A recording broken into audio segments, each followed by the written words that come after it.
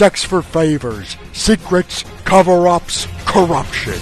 I've heard things that'll blow your mind, and now I think it's time you get the whole story. I'm Jesse Ventura, and this is Quinnspiracy Theory.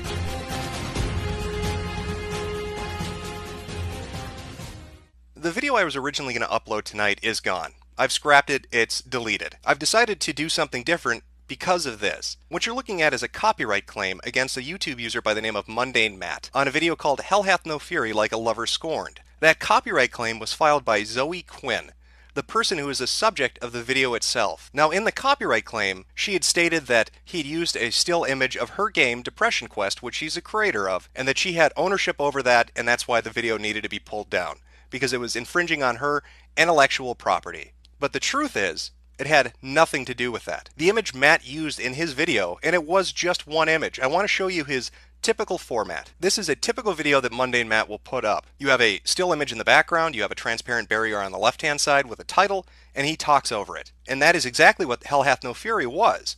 It had a still image in the background, a transparent barrier, title, and he talked over it. Now, the image he used was a publicly available image. This game is out on Steam. You can see these images. They've been used in news articles, they've been posted on websites, they're publicly available through the company on Steam itself. So her copyright claim had nothing to do with him using her intellectual property.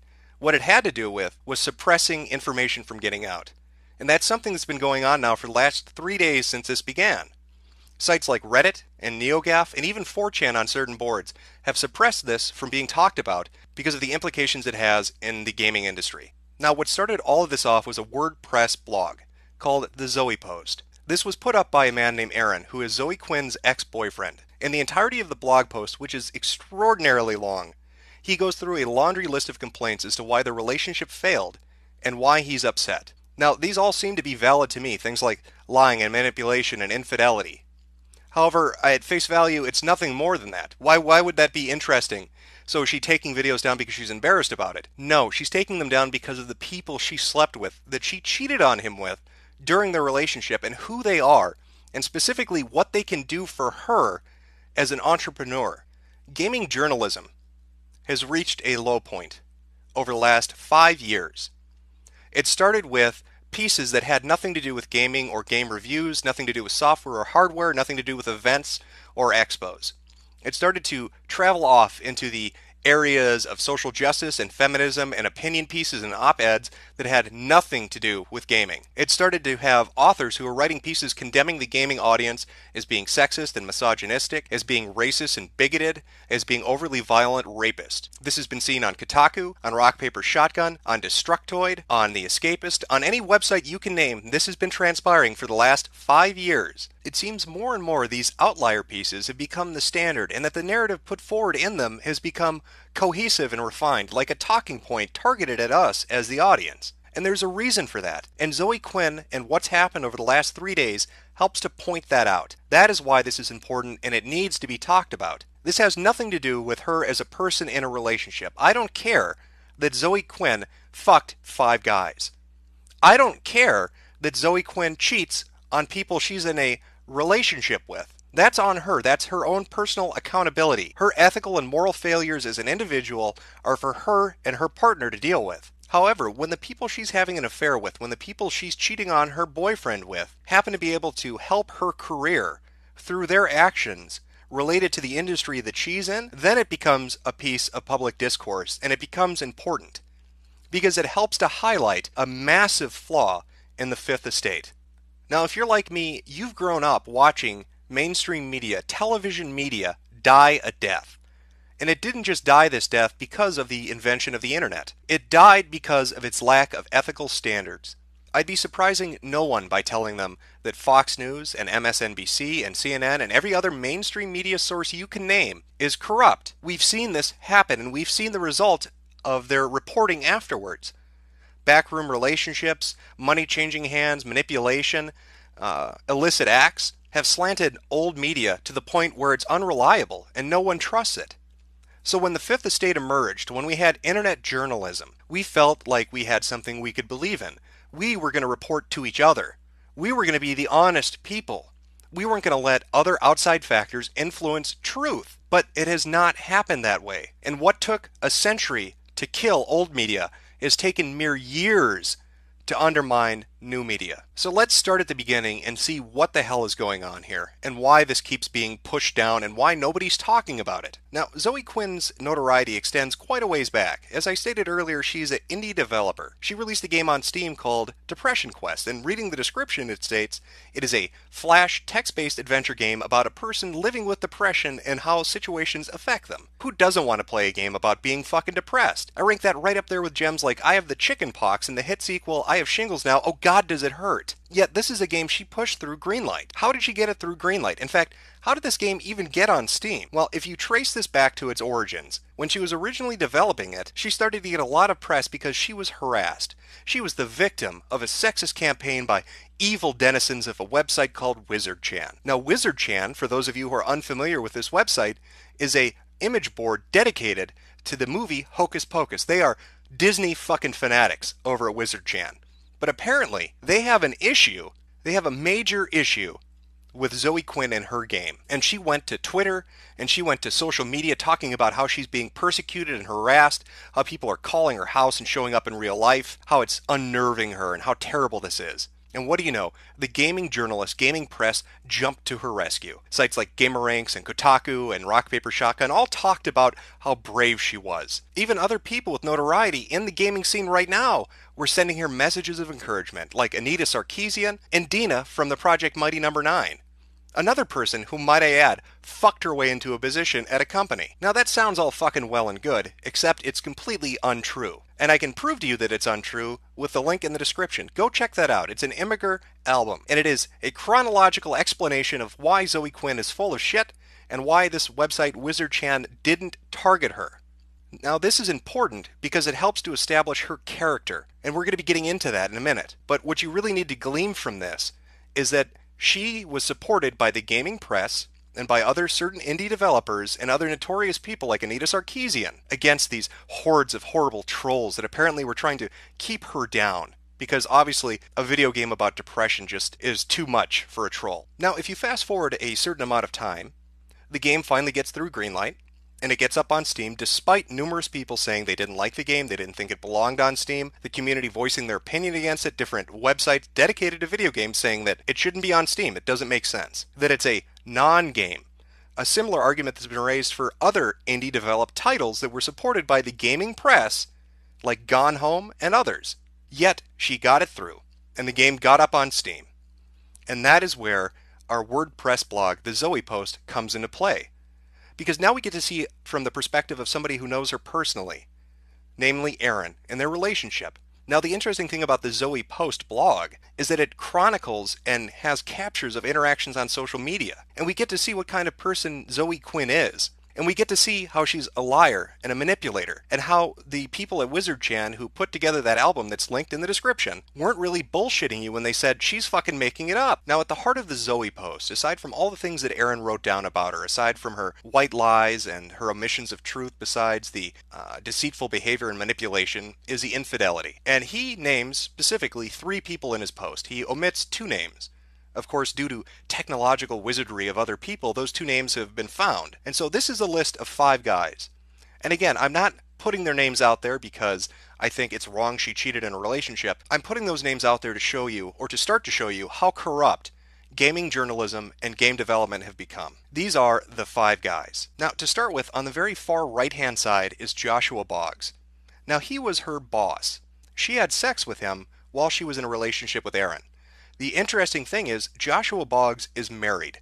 So not only was she having sex with her employer, she was having sex with a man who's married. This didn't cause her a crisis of conscience, even though she's made statements in the past on social media saying how wrong it is to have affairs, how terrible it is to cheat on somebody when you're married. But again, as a liar, she says one thing and does another. Some other names that are listed there are Robin Arnott and Kyle Pulver, both indie game devs. You have Brandon McCartan, multi-award winning indie game dev prodigy for Fez and Aquaria. That's interesting on its own for some things that happened just yesterday, but I'll get to that in a minute. But really, the biggest fucking issue that we're looking at right now is the name in the middle, Nathan Grayson. Who is Nathan Grayson? And why is it important we talk about his and Zoe's relationship? Nathan Grayson is a video game journalist. Nathan Grayson is somebody who wrote for Rock Paper Shotgun and currently writes for Kotaku. Nathan Grayson is somebody who has published positive pieces about Zoe's game, who has given her publicity, and who has marketed her product while having sex with her and not disclosing it. Now, there's a word for people when there's a professional conflict and they need to step back from what they do as a job because of conflicting things. It's called recusing oneself. Nathan Grayson not only did not recuse himself from writing the articles that fluffed up her product and promoted her, he went so far as to hide the fact that they had a relationship. Here you see an example of just 2 pieces he wrote this year, one on Rock Paper Shotgun and one on Kotaku, talking about her product and her specifically. This starts to show a pattern of behavior in game journalism. These people have no professional barrier which exists between their relationships. It's not just that game developers and game journalists have friendships, or that they communicate, or that they cooperate and do things together. They are having illicit sexual relationships which benefit one another. Nathan Grayson is benefited by being able to write an article that will get him clicks and thereby ad revenue. Zoe Quinn is able to get publicity and make money. It is a disgusting relationship, and it is the opposite of what journalism is meant to be. But it goes much deeper than that. It's not just that they have relationships where one hand washes the other. It's that they bolster up positive public publicity and also suppress negative publicity. What I'm going to show you now is a screen cap from a subreddit that was talking about Zoe Quinn. This was posted just a few days ago in the subreddit, I believe, Tumblr in Action. This is mind-blowing, and it starts to show you just how fucking sick and twisted and corrupt game journalism is. So here's the post in question, and this is by Silly Slater. I'm going to read this verbatim, and I really want you to take in what she's saying, and then I'll focus on the really disgusting part of this. So, Silly Slater posts, "She fucking doxed me. Ruined a production for women, refused to contact us, and is currently taking money for a game jam with no start date, no location, and no judges. Okay, here is my story. We ran a group that literally said, any woman come up with an idea for a video game, we'll give you concept art so you can pitch your game, and we'll put all the pitches online. The internet will vote on the best one, and we'll make that game and give the profits to charity. If you get a lot of interest online and want to make the game on your own, you can leave the contest at any time. Literally everyone that was in the top 5 didn't have programming experience, so they couldn't make their own game. She was like, why do you expect women to work for free to make games? We said, well, they get 8% of the money as royalties, and they just have to give an idea. Other people will make the game, and the profits go to charity. Doesn't matter. It's oppressive. She started a fucking Twitter storm, crashed our website, got my personal information doxxed, got us banned from Twitter. We email reporters what's up, and they're like, duh, if Zoe says it's oppressive, it must be true. Maybe you should give her money for Rebel Jam, which has no start date, location, or any other information, but totally isn't a scam. This happens at 3 other major publications.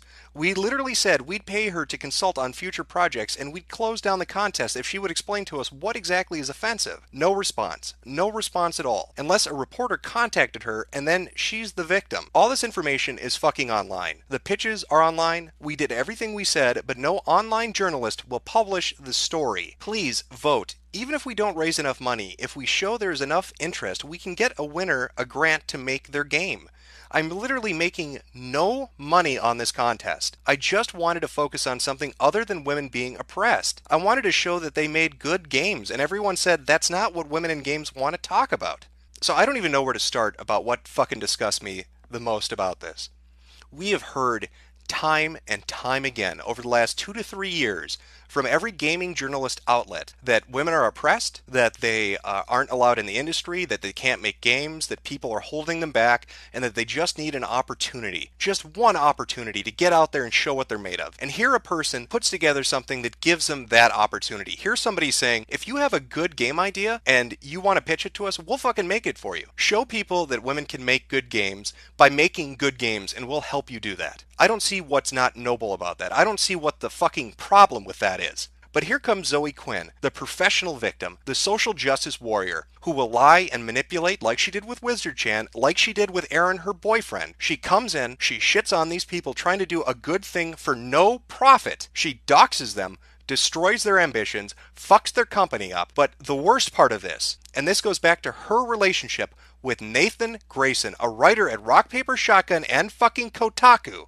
that because that relationship existed, these people couldn't get the story out.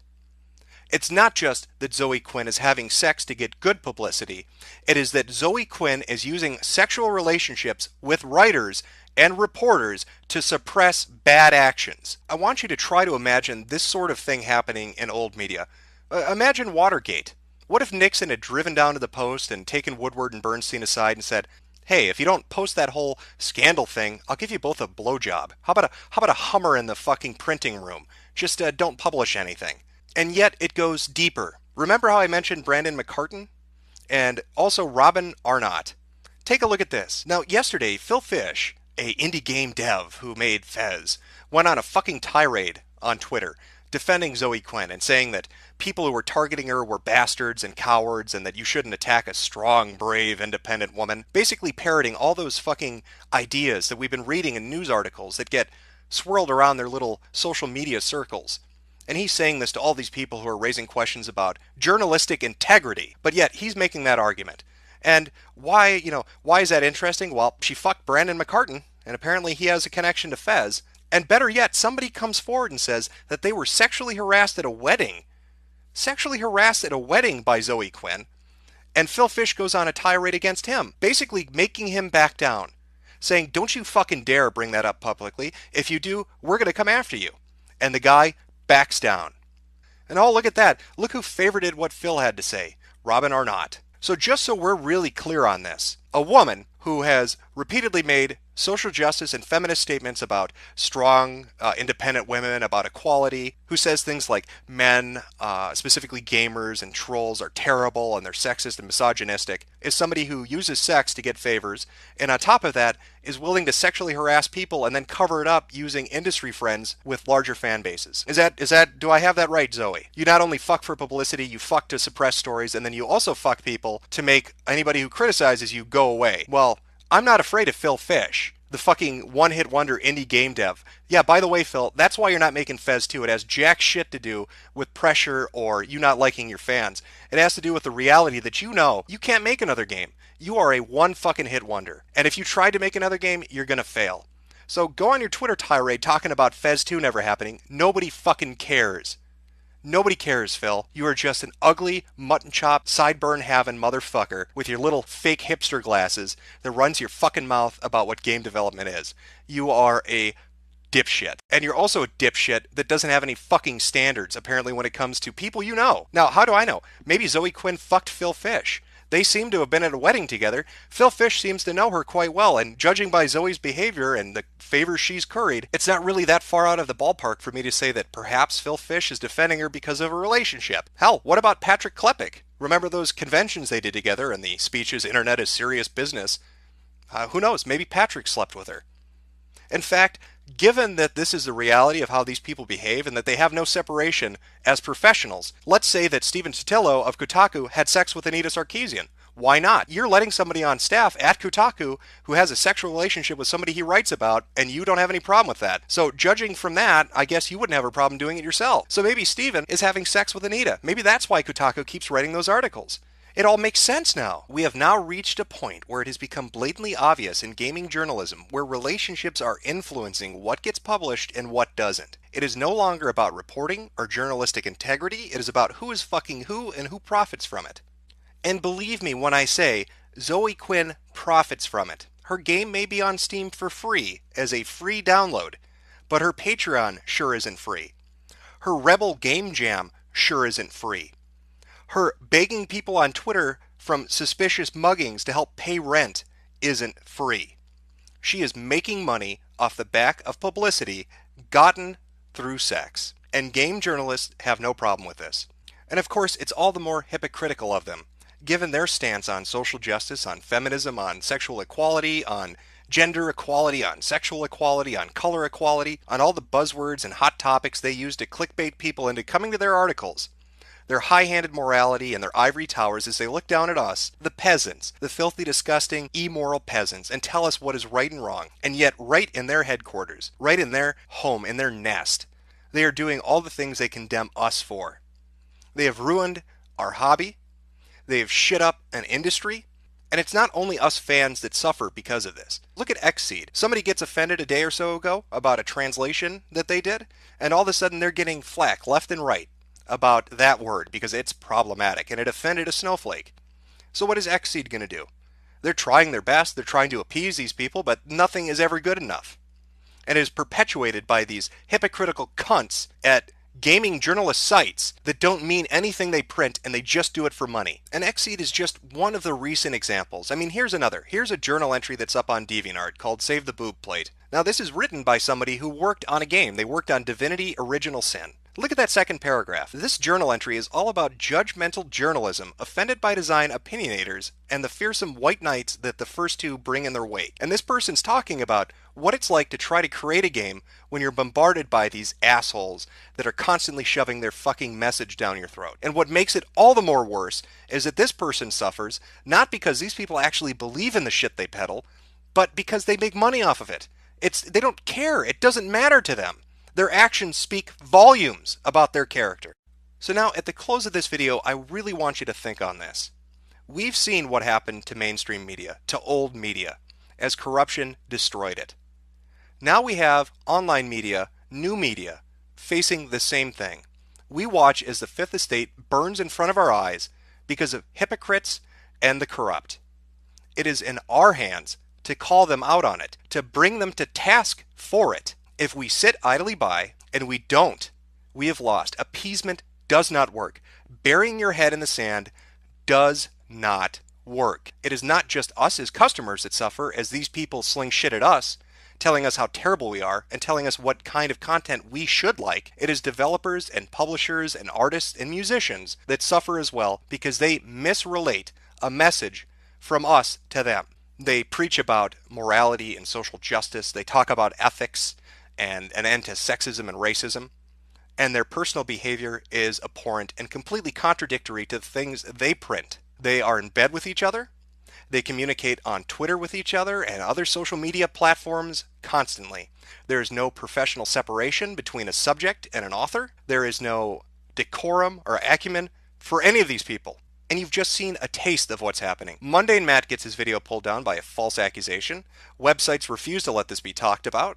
And I guarantee you, we're going to see articles published by the likes of Kotaku and GamerRanks and others that are going to ignore these kind of accusations, and they're going to focus on how poor Zoe Quinn is just a victim, or she's being slut-shamed, or whatever buzzword they're going to pull out of their ass to dodge the bullet coming at their head. Don't fucking let them. Call them out. Call their asses out. Are you not sick of this shit? Have your games not been tampered with enough at this point? We as consumers, as gamers, have a choice. We either back the people that make the games we like, or we let these assholes dictate to us who's going to be popular in 10 years. Do you want an industry that's filled with nothing but Anita Sarkeesians, and Dinas, and Phil Fishes, and Zoe Quinns? Because I sure as hell don't, and I hope you don't either. So I encourage you to talk about this on different websites, on different social media. Talk about it non-fucking stop. Don't let them sweep it under the rug. Don't let them avoid the fucking issue. Call them to the fucking mat on it. We have a spotlight on this corruption and on their fucking hypocrisy. Make them answer for it for once. Make them be held accountable. We, the fucking fans, the gamers, over the decades, have raised our hobby up into a billion-dollar worldwide industry. Not these assholes. They make money off our interest, not the fucking other way around. We hold the power here. They don't. And it is fucking time that gamers sent game journalists a very clear goddamn message. And that fucking message should be, I'm gonna pull the whole thing down. I'm gonna bring the whole fucking diseased, corrupt temple down on your head. It's gotta be biblical. Sex for favors, secrets, cover-ups, corruption. I've heard things that'll blow your mind, and now I think it's time you get the whole story. I'm Jesse Ventura, and this is Quinnspiracy Theory.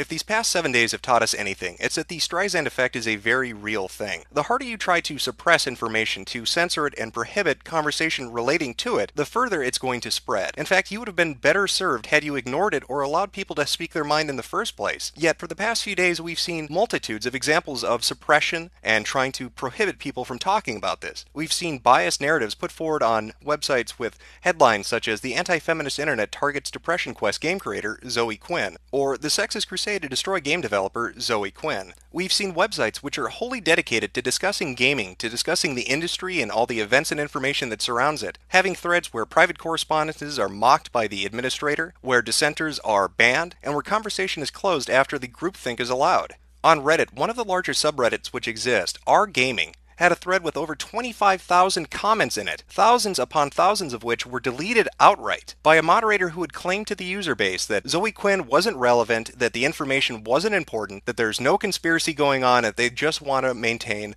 order and decorum. And yet, that very same person is seen on Twitter having conversations with Zoe Quinn while deletions are happening. In fact, they happen to know people in the game journalism industry. They're talking to people like Patrick Klepek about getting together and having a cup of coffee and how great it is to be a moderator on Reddit. And when people decided to try to reach out and get something done about this, they were told by other people in positions of authority to fuck off. We've also seen examples of people who work in the game journalism industry and who are related to game development come forward and relate how Zoe Quinn and corruption in game journalism is a taboo subject, that it isn't allowed to be talked about, and that if you bring it up, your career is in jeopardy. Some examples of this would include this particular Tumblr blog by a game journalist who says, "I brought up this whole thing with coworkers at the site I work at, and they just dismissed the issue. When I pressed the issue, the implication quickly turned from a dismissive hand wave to a very threatening, talk about this anymore and you will be fired." Another similar example is found on the subreddit RPC Gaming, in which somebody posted a conversation they had had on Facebook, and the person responds to them stating, "Yep, also if you're ever interested in pursuing game development further, you really don't want to be a dick to Zoe, or any other game developer really. That's just not a good idea. If you decide to do that, do it on your own wall, seriously."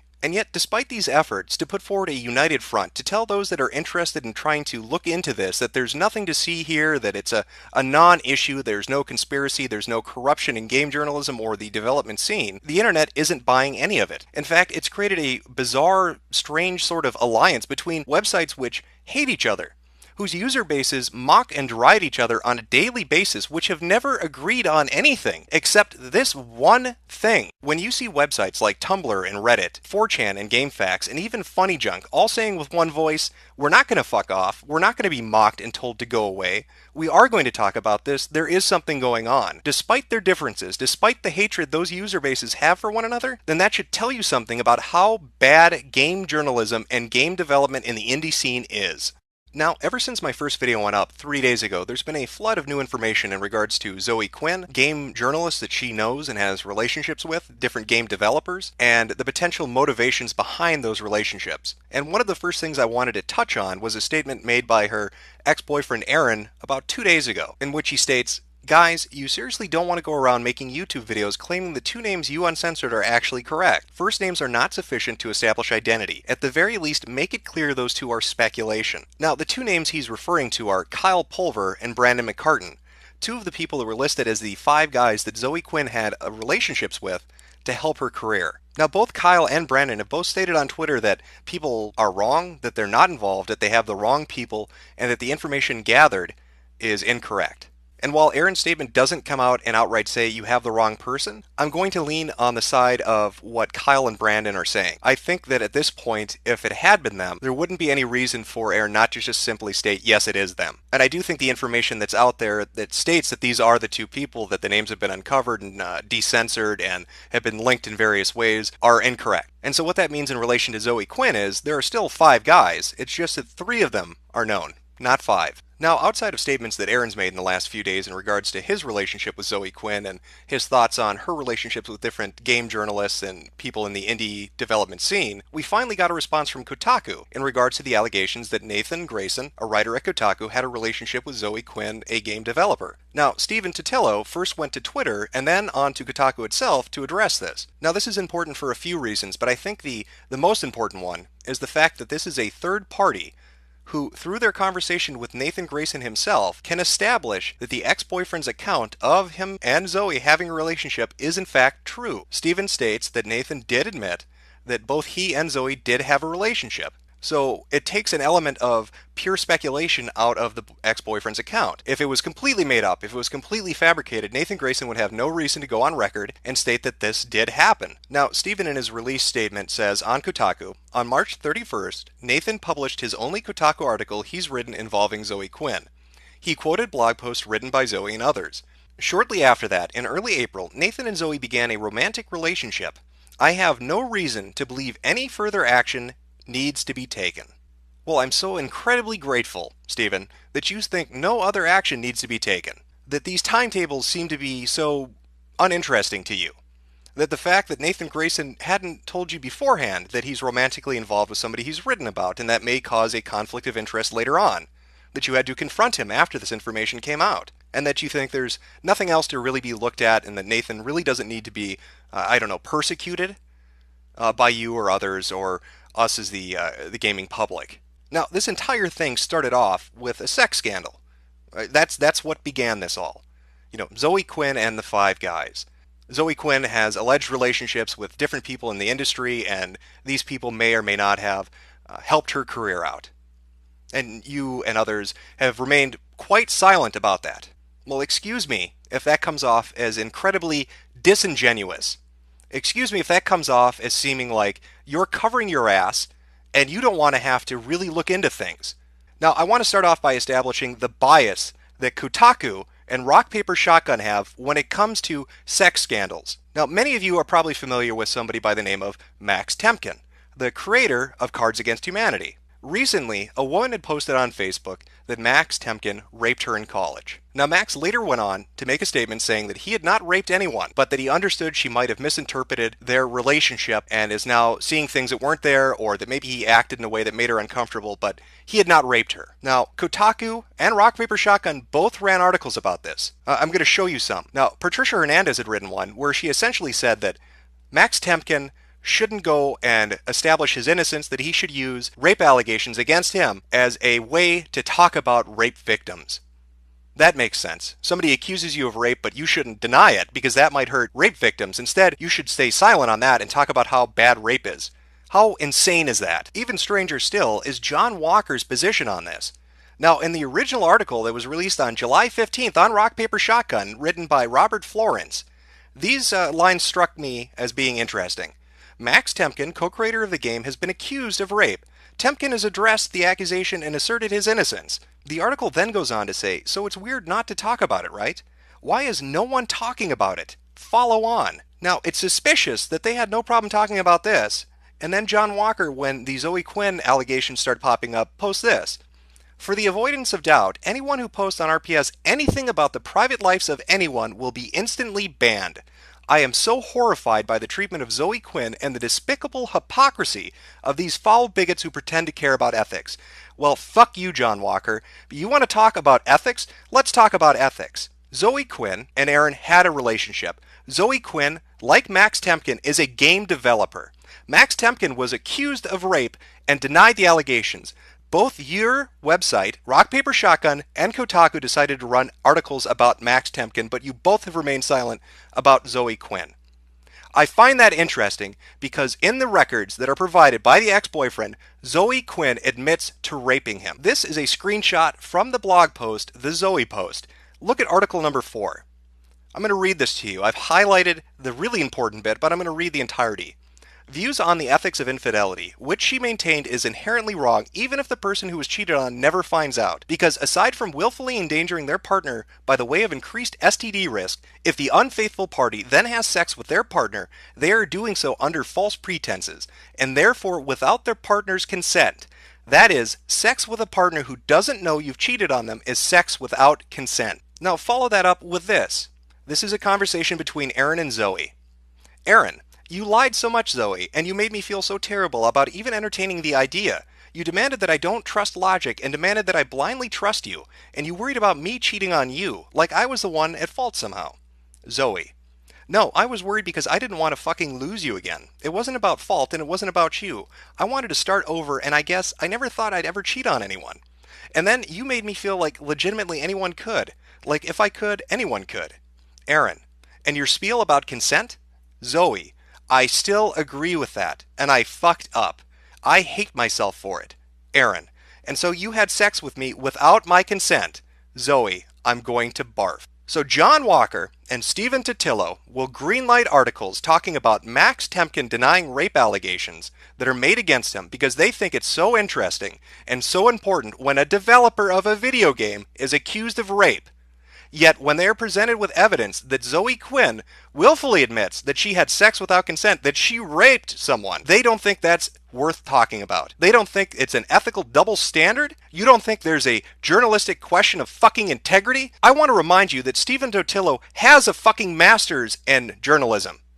Stephen, of anybody involved in this, what in the fuck? This goes to prove that there is an agenda-driven purpose behind editorial pieces that are put up on these websites. They have no problem doing this to a man, but they will not do it to a woman. A man is accused of rape and the man denies the allegation, they run the story. A woman admits to rape and they refuse to run the story. And you're telling me there aren't ethical questions involved. Now this isn't the first time, Stephen, is it, that this has happened on Kotaku? I want to play a clip for you. A clip that is available on Ben Kuchera's SoundCloud account. This is a clip from David Jaffe, the creator of God of War and Twisted Metal.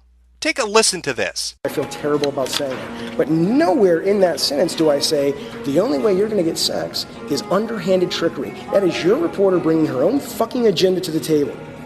And you fucking know it. This is her analysis, and she's going a little further than what you said. And you know what? That's okay if you're writing about sort of benign shit, but when you're basically accusing someone of something really fucking awful...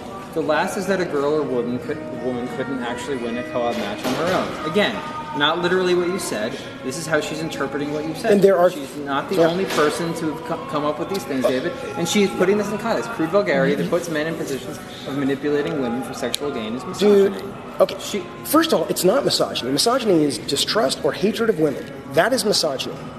That's what I'm saying. You don't get to just fucking make up your definition and say, where? Show me that. So manipulating women for sexual gain, you don't think might possibly be related to hatred of women? You don't think what the fuck are you people? Are you a fucking therapist? Yes, any action that you do, you could travel it down a certain psychosis or psychological path to get to some conclusion.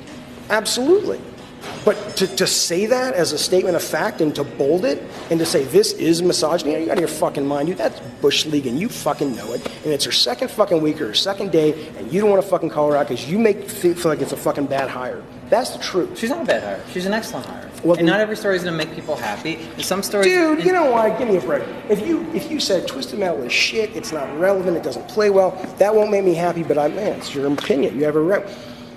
To not only call someone something awful like a misogynist or to imply that they're a misogynist very clearly, but to get the definition of misogyny wrong, and then on top of it to basically get your facts wrong, where in there did I say the only way to get sex from a woman is to be underhanded and manipulate her? Where did I say that? Never. She's talking about the tone of the interview and what you're saying in the act of promoting a game. Where do you want this to go, David? I don't want to go anywhere. I want to go. I'm respecting you because you keep reading shit. Well, I'm happy to be done. Trust me, I'll be done with you. I'll be done with your site. I mean, it's bullshit, dude. It's bullshit. It's Bush League. It's bullshit, and you should be ashamed of yourself. You're a fucking real journalist. I've always respected journalists. That's just bullshit. You know, fuck Gawker, man. Fuck you guys. We're done. We're done. Don't fucking write about what the fuck you want, but we're done. Okay, David. Now, the article that David Jaffe is referring to was one that appeared on Kotaku on February 7, 2012, and was written by Kate Cox. I want to read some of this to you. Most trouble doesn't actually come from villains, and it doesn't come from people who actively stand around shouting, "I hate women." It comes from the thoughtlessness. By framing his statement as, "let her win and she'll give you a blowjob," Jaffe said a few things he may or may not have meant to. The first is that only straight men could possibly develop an independent interest in playing his game. The second is that the best way for a man to get what he wants is to come up with some underhanded trickery to apply. Crude vulgarity that puts men in the position of manipulating women for sexual gain is misogyny. Why is it that it seems time and time again, when it is a male developer on your website, Stephen, you have no problem allowing people to post editorial pieces and read more into it than may be there. Yet, when a female developer openly admits through her own definition that she has committed the act of rape, you don't post anything about it. Because there's nothing more to this, is there? Nathan Grayson's a great guy, and Zoe Quinn's a great gal, and Kotaku doesn't need to talk about this. John Walker, you're going to sit and lecture me on fucking ethics after you ran the Temkin piece, but for some reason you're not going to talk about Zoe Quinn? So protect their identity when they're a woman, and throw them under a fucking bus when they're a man. Are you people for real? Stephen, did you get your master's in journalism from the fucking University of the Twilight Zone? Because this is crazy town you're living in. So I just want to go over the standards. What are your standards exactly, Stephen? Or John Walker, or any of the people at any of these video gaming websites? What the fuck do you adhere to? What are your ethics? Apparently to you people, having sex with writers is okay. That doesn't create a conflict of interest. As if somebody at fucking CNN or the Washington Post could cover politics, let's say, and have sex with a candidate. But oh, no, it's okay because after they wrote an article praising the product or the candidate, they started having the sex. So that's okay, even though it's a little weird, right? Because, that article came out on 3/31, but they didn't start having sex till 4/1. Because that day difference, that's a big deciding fucking factor. Like, people couldn't think, oh, maybe it's a little lie by degree. Maybe somebody wanted to cover their ass a little bit. I mean, shit. Just because Nathan Grayson and Zoe Quinn were in a bed together after GDC with a bunch of other people, there's nothing untoward about that. That doesn't say that they have a close friendship or sexual relationship. I'm sure Nathan Grayson decided he wasn't going to have a romantic relationship with Zoe Quinn until after he wrote that piece. That's fine in your mind.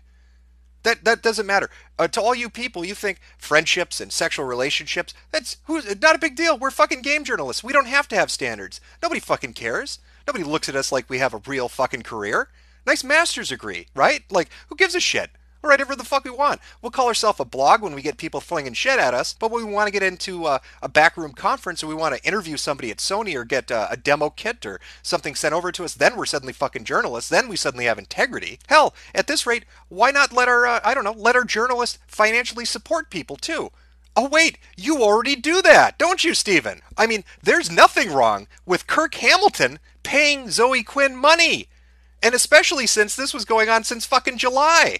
Hell, why limit it to Kotaku? What the fuck? Let's get other journalists involved. How about everybody pay Zoe Quinn money? I don't know. Philip Collar, you want to do it? Over at Polygon? All right. Oh, hey, there's Ben Kuchera. Say it to my face, Ben. Hey, glad to see you're donating too. This is all okay. We're going to give money to developers we write stories on. We're going to fuck developers we write stories on.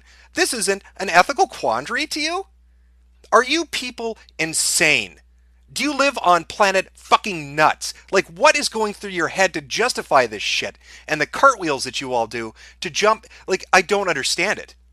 I don't believe that somebody can be this intellectually fucking dishonest. It is apparent in your articles that there is an agenda-driven bias. It is apparent that you people have a relationship with certain developers, and that when they're in the in-click, when you're all communicating on your social media together and exchanging phone numbers and having romantic liaisons and financially supporting each other, that you will protect them at any cost. Even if that means disregarding people coming to you with a news tip saying that particular person that you're friends with, you're fucking, and you're financially supporting may be doing something illicit or underhanded. Right? I mean, that is the argument I seem to be getting from your fucking camp. And all these other websites that are saying this is a non-issue. NeoGAF, it's a non-issue to you? This is all okay. NeoGAF. This is all okay. Financial, sexual, doesn't matter. Game journalists are a fucking joke, right? Who cares? Let it be corrupt. What do we care? It's just video games. Aren't you upset about Ferguson? Why aren't you paying attention to Ferguson? That seems to be the big dodge right now. Anything to not look behind the fucking curtain, huh? At this point, it's fairly certain that none of you really care about keeping your house in order. I mean, is there anybody out there that might care about that?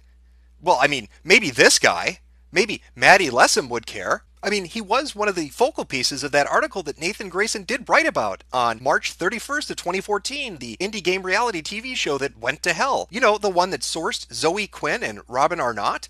Two people who, by the way, had a relationship as well.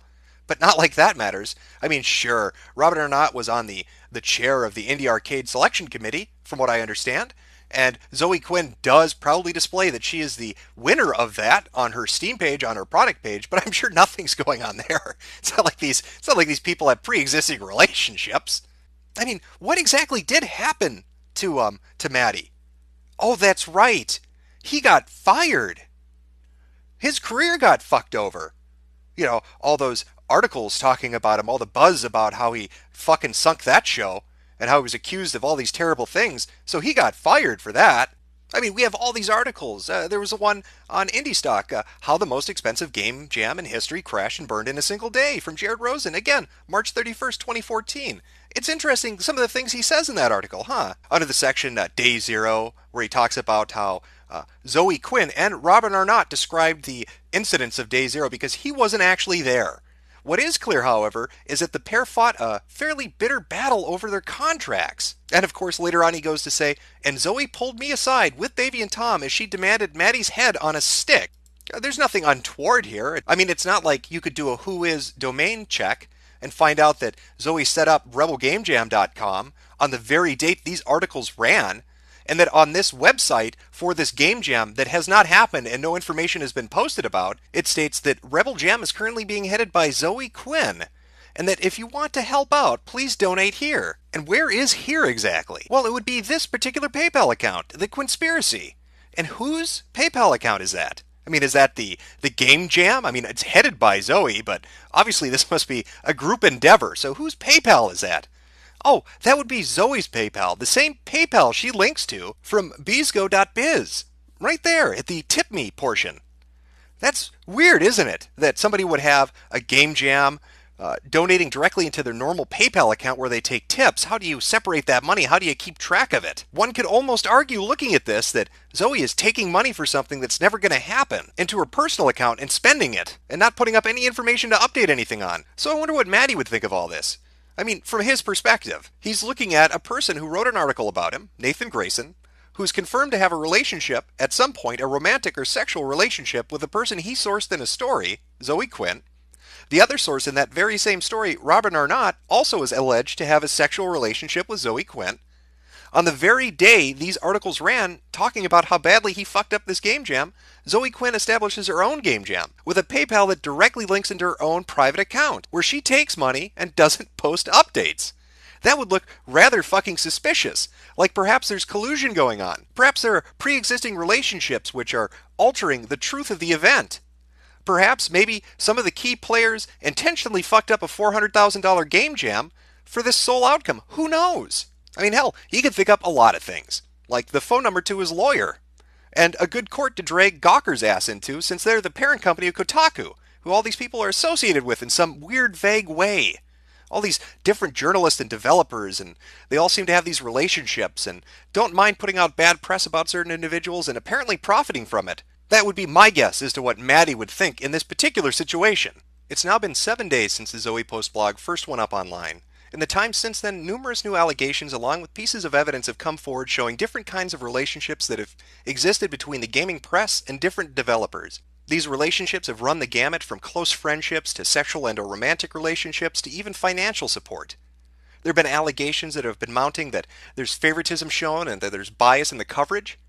And yet, throughout it all, the gaming press refuses to address any of it, instead insisting to call the people that are interested in finding out the truth misogynistic or sexist or nutcases and idiots. If you want to demean those people that are looking at you right now with a critical lens, go right on ahead. But you are not going to be able to keep ignoring the mounting evidence that there is something seriously corrupt in your particular industry. If you want to wear the moniker of journalist, you'd better start fucking acting like a journalist. It's well and high and mighty to say that you have ethics and standards, but if you don't put those into practice and actually walk the fucking talk, they mean zero. And with every single blog post that you write saying you won't negotiate with terrorists as if in labeling us like that is somehow going to make us go away, you just prove that you don't know what you're up against. So let me remind you. What are you? I've Gotham's reckoning. It and the borrowed time you've all been living on. Pure evil. I'm necessary evil. No.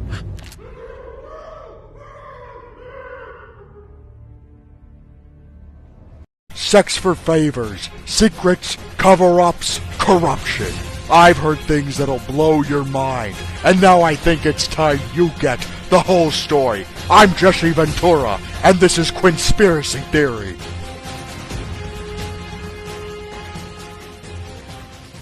It has now been 2 weeks since the Zoe Post blog first went up online, and in the span of 14 days, a lot of things have happened. One of the most striking of which would be the pushback on the part of gamers. It is a pushback against a corrupt gaming press, and believe me when I say they are corrupt, that is exactly what they are. When this first started coming to light, they originally tried silence. They simply sought to ignore it, and hoped that it went away. But it didn't. When that failed, they moved on to censorship. Censorship which we can show, which evidence exists of, and yet that did not work. It just spread it even further, thanks to the Streisand effect. When censorship failed, they moved on to what they're doing now, which is mockery and attacking. And it will fail just like the past 2 attempts did. What they are not taking into account is people have had enough. And a prime example of that is the fact that we're even still talking about this. That we are on day 14 with a fucking hashtag Gamergate. That we are on day 14 with people in the movie industry, the television industry, the fucking music industry commenting on this. We are on day 14 where websites have some of the largest threads in their fucking history dedicated to this very thing.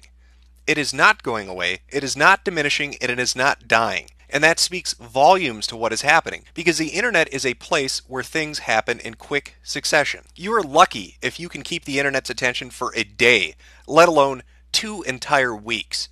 And yet, still, the gaming media, the gaming press, these supposed so-called journalists, are trying to act as if there's nothing here, that there's no corruption, that nothing needs to be addressed, or that anything that has been addressed as a result of the sustained pressure is not a big deal.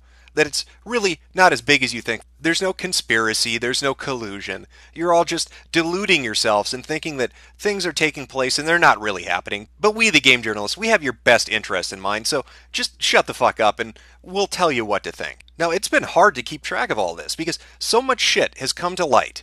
So many different pieces of evidence and links and connections between different individuals because, I'll say this right out front, I think perhaps the biggest fault, outside of the blatant fucking corruption, would be the arrogance of these people. The gaming journalists that exist are some of the most smug, arrogant fucking people you will ever meet. But that works to our benefit. They think they can't be held accountable. They think that their faults and failures don't need to be addressed, and they are arrogant and defiant in their behavior. And because of that, they have dragged their asses across social media to such an extent that massive amounts of connections and evidence just sits there. Now, because of the scope of things that have taken place, I want to scale it back. I want to ask a simple question. Before all of this happened, who would you have listed if I'd said, name me a reputable game journalist or a website that you trust? Well, I think most people would have answered Forbes, and I think most people would have said Eric Kane. He's somebody who people looked up to. He's somebody that we held as an example of somebody who we thought had our best interest in mind, even if we disagreed with him, because we had seen his ethical standards and practice. Now, Forbes, and the people I'm going to be talking about, have not in any way been connected to any of this. None of their names have been brought up. None of them have ever been shown to have been in collusion with anybody else. It's just a site with 2 guys talking about this. But I think it speaks to an issue of the disconnect between them and us, between the gaming media and the actual consumer. Now, the first article we're going to look at is by Paul Tassi. It's called The Truth About Video Game Journalism, and it was published on August 22nd, so roughly a week from when the blog post first went up. Now, in his article, he mentions that there's a scandal going on, but he's not going to mention anybody by name. He then further goes on to explain that this isn't really an issue, that games journalism is fairly mundane, that they're not going to jump on a dog pile to slander an innocent woman, and that he feels uncomfortable calling himself a gamer now because of the toxic mentality of these people, of gamers that are curious about this, that want this to be addressed, because the bias is on our part and not the gaming press's part. It's our fault, not theirs. And while this article tries to come off as neutral and objective, it's quite clear it's not. Now, Tassi, as I said, he doesn't address any of the concerns. Instead, he says that she's innocent, and that's how he addresses it. He doesn't look into any of the evidence or any of the allegations. He doesn't want to jump on that dog pile. Now, you could look at this and say, all right, well, maybe that's his opinion. But then look what he writes on Twitter directly after publishing this. This is from August 23rd, from Paul Tassi on his Twitter account. All this, but doesn't this raise questions talk, reminds me of people being mad at the media for failing to prove Obama is a Muslim. If I had to guess, I'd say there's some overlap in those crowds. Now, that's ironic coming from Paul Tassi because in his article he states, ideally, we'd like to do so without being insulted. He doesn't want to be insulted as a gaming journalist. He's just trying to do his job. Even though he's going to spin a narrative that anybody questioning this is toxic, and that the woman in question, who he won't name, is innocent and being dogpiled on by horrible individuals. Apparently those that think Obama is a Muslim. So it really throws the objective nature of his article out the fucking window. That's not really journalism. There's no investigation taking place. You're not addressing anything. You're just putting up a smokescreen. It's an article that doesn't talk about anything. But it's not Paul Tassi we're interested in, is it? It's Eric Kane. That's the guy we look to. That's the guy that's held up as the example, as the fucking example of what game journalism should be. He's the guy we trust. So let's take a look at his article. It was Sex, Lies, and Video Games, and it was published on August 26th, so it's 4 days after Tassi's was put up. Now, while Kane's article does go slightly farther than Tassi's did, again, it's another non-piece. There's no real investigation taking place. It says there was a scandal. It mentions some partial details, but that's about it. Instead, it veers off. It veers off to talk about something he says echoes Jim Sterling's earlier statements about how journalists have a tough job and maybe it's hard to keep relationships separated, but let's not go into any specific detail. He even outright states in his third paragraph, let's gloss over the details. Then going on to further state, I've done the research. I've followed the various threads on the various forums, listened to the YouTube videos, seen all those little immigrant sleuth pics. And while a deeper look at the nature of the media industry relationship is warranted, this affair only serves as a leaping off point, not as the story itself. That is a sentiment we've heard echoed repeatedly since this began.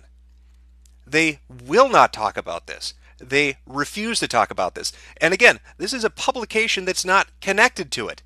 And yet it presents an image of a gaming press that will not keep its house in order. It won't talk about the objective failures of other game journalists. They won't do that. You can't talk about that. That's not acceptable. It's ironic that his article's talking about the closeness of relationships when it demonstrates the thing he's talking about by refusing to address the allegations made in relation to the scandal. And that is what it is. We're talking about a scandal related to relationships between indie developers, Zoe Quinn, and people in the gaming press. It was the catalyst for what has set everything else off. You could no more remove Zoe Quinn from corruption in game journalism than you could remove Richard Nixon and Watergate from corruption in politics. It is the focal point, it is the starting point, it is the catalyst. By refusing to address it, you're hand-waving us off. Now, one of the things I find concerning about this is that very statement, I've done the research. What does that mean? What do you mean you've done the research? You're a journalist. If you're a journalist, this is my understanding of what a journalist does. They investigate. They do interviews. They make phone calls. They look into possible connections, financially or otherwise. They actually get out and do the legwork. Watching YouTube videos and reading forum threads is not journalism. That's what bloggers do. That's what I do. That's what everybody on the fucking internet does. Journalists take it a step further by investigating and looking into the allegations, possible statements or connections. They do the legwork. So I find it disconcerting that that's your research and that then you go off and to talk about these vague things without addressing the specifics. Again, just like Tassi did. Now, later on in the article, you state, under this whole social justice warrior thing is a mess, just a complete mess. A fairly substantial set of gamers is absolutely obsessed with the so-called SJW, the White Knights of Games Media. And you talk about how you don't really understand that. You don't understand what an SJW is, and you're questioning, are you one? Because you believe in ideas of equality. Now, I find this supremely fucking funny because of something Eric Kane posted on his Twitter. This is from August 28th. I'm saying Divinity Original Sin is best game of the summer. What's yours? Putting aside the differences we may have in what a journalist does in regards to actual research before they publish an article. You stated, I've looked at the pics, I've followed the links, I've watched the videos. And you don't understand the whole SJW thing. Then you go on Twitter. And you say your favorite fucking game of the summer is Divinity Original Sin. Here's a fun fact. If you go back and look at that first video I put up, you might have noticed this blog post talking about hypersensitive journalists, white knights, and social justice. In fact, this particular person talks about how it interferes with their ability to do their fucking job as a creator. Do you know what game they worked on? Divinity Original Sin. Your favorite game of the summer. You don't understand social justice warriors. You don't understand how this entire thing that's been going on for 2 weeks is important, and you want to hand wave it off. But you've done the research. You've looked at the videos, and yet the videos, mine and others, cite this as a fucking source, and then you go onto Twitter and talk about this very game when somebody who helped create it is telling you these people are fucking with their career. But that's not newsworthy. Now, if you had done the legwork, if you had contacted them and maybe set up an interview, you'd have a better fucking idea for what people are talking about when they say agenda pushing, when they talk about social justice warriors, and when they talk about the impact that has on not only the consumer, but the developer of games. It is just frustratingly disappointing that the people who are perceived to be the better of game journalism fall into the same fucking pitfalls of refusing to look into things when people bring them up and circling the fucking wagons because you don't want to fling shit at your other fellow professionals, do you? That's what it feels like. So when you have all these different gaming sites putting media blackouts in place, refusing to talk about shit, and covering each other's backs, why do you think there's a notion of conspiracy? How do you think that makes you look, Eric? How do you think that makes your profession look? Go check out the fucking, hashtag Gamergate. Maybe go do some more research, read some fucking tweets or something. Hell, at this point, I may as well become a contributor at Forbes. Why not fill out an application? Because obviously, the bar has been set really, really low. Why not? Why don't I get a job as a journalist there? And I'll read some fucking tweets and then whip up an article about it. Because that's apparently what research is nowadays. But you might be saying, wait a minute, Jim. You're a giant asshole. There's no way you could be a journalist. Well, I beg to differ. Let's take a look at some of these journalists and what they've been writing recently. Oh, here's one.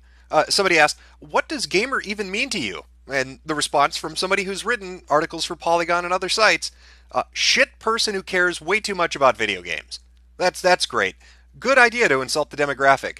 When I think Polygon from now on, I'm going to think people who think I'm an asshole and don't like people who play video games. Oh, here's another classy game journalist.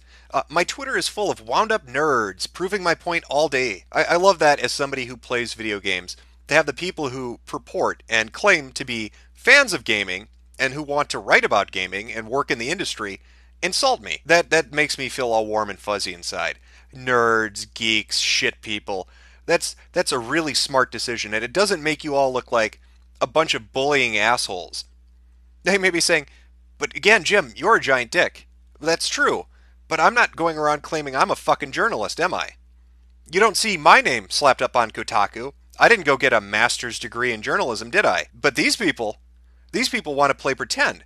They want to write on video game websites and pretend to be game journalists, and then go and behave in abhorrent ways. No, maybe they're just a little bit salty because, somebody, don't want to name drop them because they've been really pissy at them lately, tore them a new asshole so fucking large that you could drive a semi-truck through it. And they are very angry about that.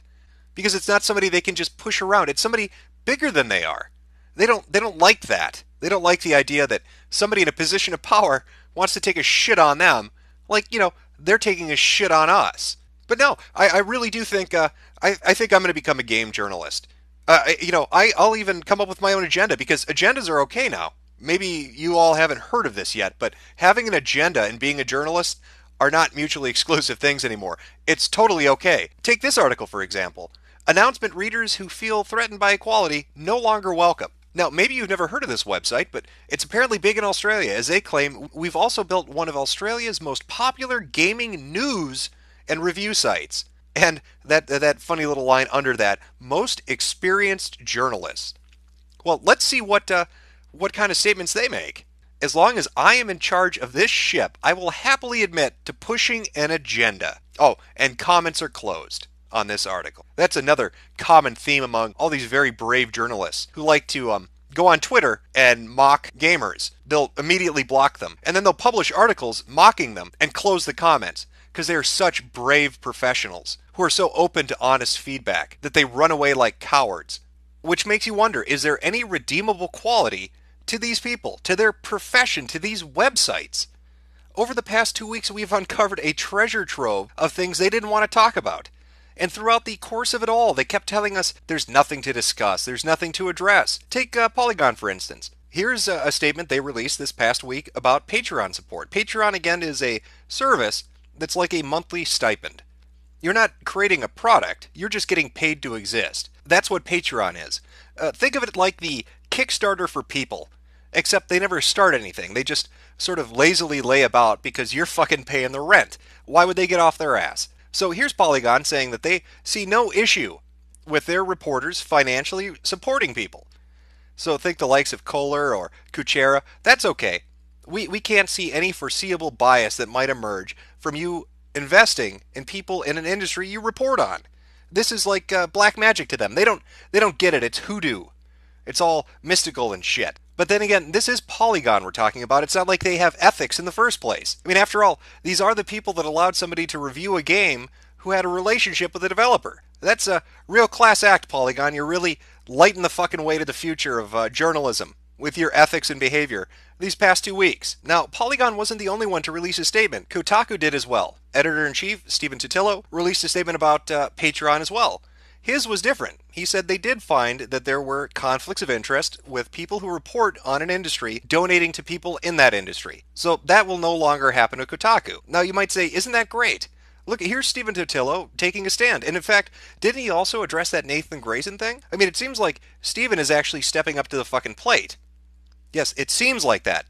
I'll grant you that. It seems like that. If you go back a little bit, you'll remember his statement. This is a part of it that he put up on Twitter before he had a chance to actually write something for Kotaku itself, talking about Grayson. My standard has long been this. Reporters who are in any way close to the people they might report on should recuse themselves from reporting about those with whom they're close. If they must report about them, disclosure is mandatory. Readers deserve that. Well, that sounds really good. I mean, that's a position we as gamers should be able to agree with. If you know somebody, you have a relationship with somebody, whatever it is, whether it's a friendship, a very close friendship, or a sexual or romantic relationship, or financial ties, you should recuse yourself from writing about them because it creates a conflict of interest. And I mean, here he is making all these public statements, so obviously he genuinely cares about this. Except for the fact that Kotaku has tried to very quietly smooth over some rough edges without making too public of a statement. Now, what would that rough edge be? Well, none other than Patricia Hernandez. Buckle in for this one, because it's really going to be great. Hopefully Eric Kane's still watching. I really think you should pay attention to this next little bit. It might be educational for him. Now, Patricia Hernandez had a couple of interesting Twitter conversations that got people looking through some things. Here's one she had with Christina Love. Patricia writes, "The neck region is kind of one of the best regions, period." Christina responds, "Gosh, I had no idea you felt that way." To which Patricia responds once more, "How are you supposed to play that off when you've dated me? Ah ha ha ha ha ha." And just who is Christina? Why, she would be a game developer. A game developer Patricia Hernandez wrote about. She did more than just write about her. This isn't a little positive press. She recommended you buy the games and put links into the article directing you to the fucking store page. Oh, but it doesn't end there. No, one conflict of interest, that would just be amateur shit. Let's bump it up a little bit. Let's bring in some friends too. How about Anna Anthropy? You know, another person Patricia personally knows, has a relationship of sorts with, maybe lived with, as you can see in this conversation that took place again on Twitter. And what do you know, Patricia wrote articles about her as well, giving her positive press and talking about her games and how interesting and insightful Anna Anthropy is. I also like those little updates on the articles, that address this. Oh, by the way, I know this article's fucking a year and a half old, but kind of had a relationship. Hopefully if anybody stumbles on this in an archive somewhere, they'll be alright with that. But they sure as shit didn't know at the time, did they, Patricia? So it comes off as slightly fucking disingenuous, Stephen, when you'll make public statements when you're pressured to and address ethical problems when you're pressured to. But when you think you can kind of slip by it, you do something like this. You put a little addendum on there and you don't address it in a upfront fucking public way. Which really begs the fucking question, what is it exactly that's going on here? Is it that Stephen Totilo doesn't know what his reporters are doing? Is he incompetent and oblivious to their ethical violations that are happening seemingly all over the fucking place? Whether it's financially, sexually, relationship-wise, press-wise? Or is he totally aware that these things are going on, but doesn't see a problem with them unless people pressure him about that? Because he's only responded to all of this shit ever since that blog post went up. So when I see other reporters saying that this is a non-fucking issue and a non-story and Gamergate isn't a thing and we don't need to talk about Zoe and all that related shit, I don't believe it. Hell, just at Kotaku alone we have multiple examples of ethical breaches. And time again we're met with the most bizarre of responses, which makes me, like I said, wonder, what exactly is going on? Are you unaware that your reporters are out of fucking control? That they're having sex with people in relationships and reporting positive press in their favor? They're linking to their store pages and promoting their products? Were you unaware they're financially donating to people in an industry they cover? Are you covering it up? Are you only responding because there's criticism against you? Do you genuinely believe in ethical standards for a reporter, for journalism? What exactly is going on at fucking Kotaku? What is going on at Gawker Media? Now, hopefully Eric Kane did listen to this portion because it leads me to this point. By being sloppy about how you investigate things, this is what comes about. And believe me, Steven has been led down this road. Here's a statement from him 2 years ago in the comments of a Week in Kotaku article. This is regarding Robert Florence and corruption in gaming. Look at what he wrote in response to that. I don't think it's an important story, but that would take actual reporting to find out, and I just don't care enough about the latest supposed media scandal to ask my reporters to look into it. How pervasive is this attitude in your industry? No wonder none of you want to look at Zoe Quinn. It's not just that you have connections to her. It's not just that you're corrupt. You're fucking lazy. You don't want to be bothered to do the work. That requires effort, and who wants to do effort? You're just glorified bloggers. And apparently, people in the industry see right through you. They know exactly what you're up to. They know exactly how you operate. And they're just not going to be bothered with your bullshit. But now it's the customer, now it's the reader, now it's the consumer that's come around to that. Now, when the Zoe Quinn story first broke out, when this entire shitstorm first erupted, we were constantly told it was of no interest. They didn't care that she had been in relationships with people in gaming journalism, and this has been confirmed by Stephen Totilo himself after interviewing Nathan Grayson. This is his own statement, that yes, we did have a relationship, but the timeline doesn't line up. That's something that Eric Kane said in his article, and other people have speculated on and stated, and yet there's evidence that's floating out there that shows that's actually not correct, that they've had conversations about taking trips together, that the Las Vegas trip itself skews the timeline, and that there's more going on to it, but you don't want to investigate that, because that's reporting, and that takes work. Just like I'm sure you guys didn't care about the fine young capitalists getting their shit kicked in by Zoe Quinn, having evidence of this taking place. You don't care about that. Who cares? It's just somebody trying to support women in game development. You don't care about women in game development. You care about putting on a false face to make a profit. You clickbaiting cowards. I mean, my God, right now, at this very moment, there's a plethora of connections and information relating to this entire thing. Here's a tweet to Zoe Quinn back in February.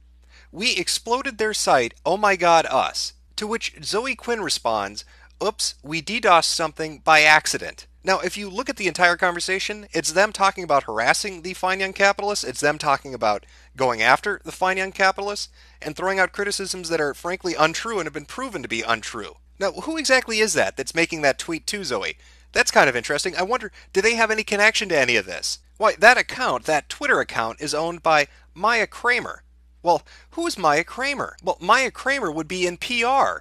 More specifically, Maya Kramer happens to have connections. She works for Silver String Media. And guess who happens to be an advisor on Silver String Media? Anita Sarkeesian. Well, what a fucking coincidence. But hey, that's not the only coincidence. You remember that Indie Arcade Award that Zoe got on Depression Quest, and the people that are responsible for selecting the games that get chosen for awards? The people involved with that organization? It wasn't just Robin Arnott, it was also Maya Kramer. Correct, she's involved in that too. You know, speaking of Anita Sarkeesian, what has she been up to? Well, that's an interesting tweet. Video games, misogyny, and terrorism, a guide to assholes at badassdigest.com. Well, let's go take a look at that article. Well, that looks like a wonderful article about good, positive gamer culture. I'm sure it's not spinning a narrative at all. But Badass Digest, why does that sound so familiar?